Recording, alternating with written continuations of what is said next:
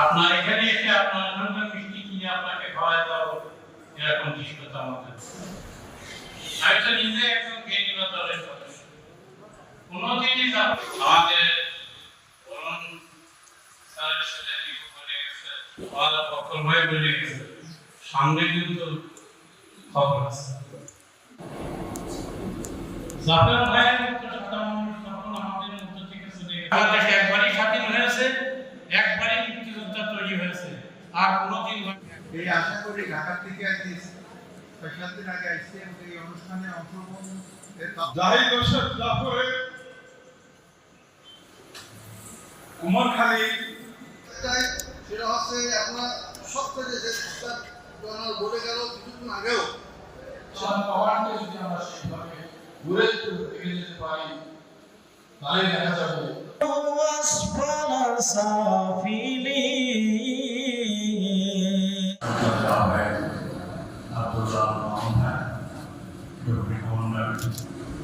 জাফর ভাই সম্পর্কে বলতে গেলে অনেক কথা বলতে হয়, কিন্তু সময় স্বল্পতার কারণে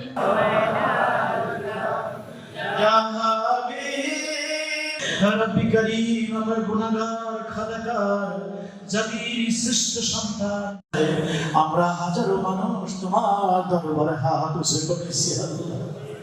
যখন আমরা দেখি আল্লাহ সবুজের পতাকা ভারী অস্ত্র কাঁধে নিয়ে জীবনকে তুচ্ছ মনে করে কাঁদিয়ে যখন নবী পাকের রওজা মোবারকে পৌঁছে না, ভুল খাতা মাফ সবই আছে, তবু যেন কিছু নেই, কিছু যেন হারিয়ে ফেলেছি।